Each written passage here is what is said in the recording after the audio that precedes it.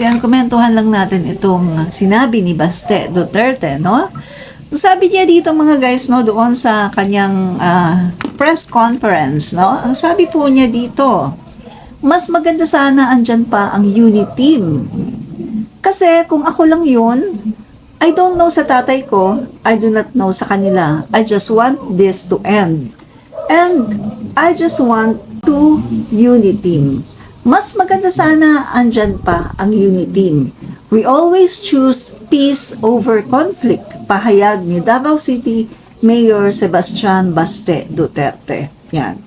So mga guys, nakakatawa ito, no? Kasi pagkatapos po nila sabihin ang Pangulo natin bangag na umalis ka dyan, no? Mag-resign ka na, wala kang pagmamahal sa bayan, kasama ka sa listahan ng PDEA, at kung ano-ano pa, yung kanilang, meron pang death threat, no, mga kaibigan, na sinabi itong si Mayor Baste, no, na kapag bago daw matulog si PBBM, mga kaibigan, sa gabi ay isipin daw yung nangyari sa Romanov tsaka kay Mussolini, no? So, malinaw na yung ginawa nila na paninira sa ating Pangulo, mga kaibigan, na continuous, no? Sa kanilang mga rally, sa press conference, so talagang nandun, talagang very eager sila lahat, mga guys, na talagang pinapababa nila ang ating Pangulo sa pwesto. At talagang naninira sila, mga guys, kabi-kabila.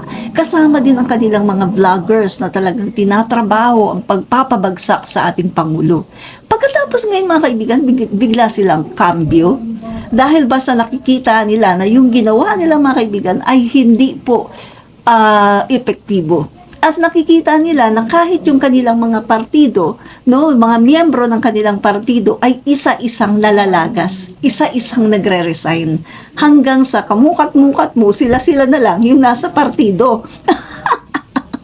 So pagkatapos ngayon, biglang cambio na sana may unit team na lang, na parang ang tono po dito ni Baste Duterte ay parang nakikipag-reconcile siya, na gusto daw niya, ewan lang niya sa kanyang tatay, dun sa iba, basta siya, gusto daw niya. Pagkatapos mong gawin sa Pangulo natin, tapos ganyan ang gagawin mo, dahil ba sa nakikita niyo na dihadong-dihado kayo?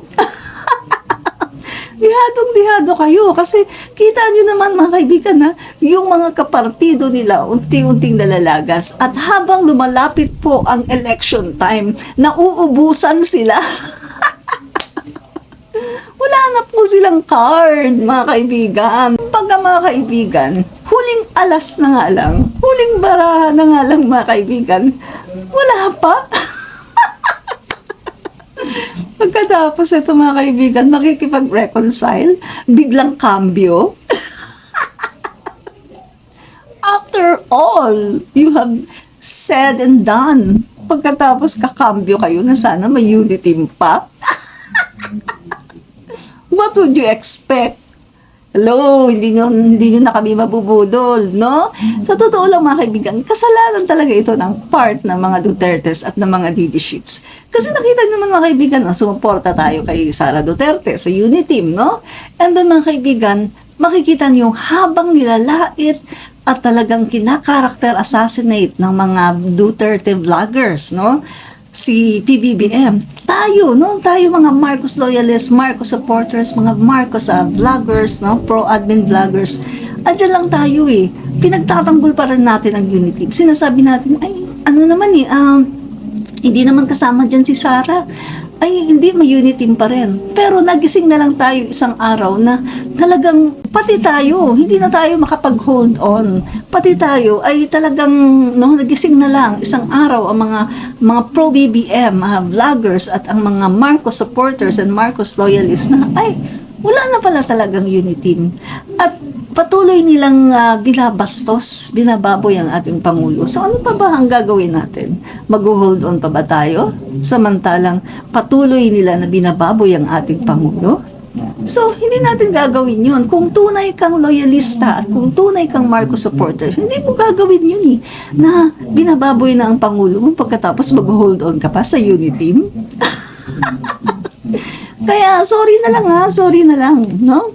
Ito yung tinatawag na point of no return. Ito yon. Wala wala kang ano dyan, di ka pwedeng kumambyo dyan. Kasi, ang dami mo nang nasabi. Ang dami mo nang mga paninirang ginawa. Ang dami nyo nang ginawang damage, no? Sa image ng ating Pangulo. Hindi lang dito, pati mga OFW na talaga namang inyong binibrainwash, no? So, ang dami ng damage na nagawa ninyo. Tapos ngayon, kakambyo kayo.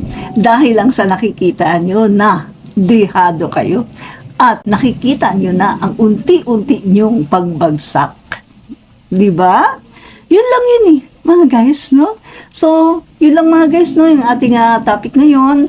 At Admin Rich po muli to. Fight fake news, expose the truth. In order for you to fight fake news, you have to expose the truth. Bye! I love you, bashers!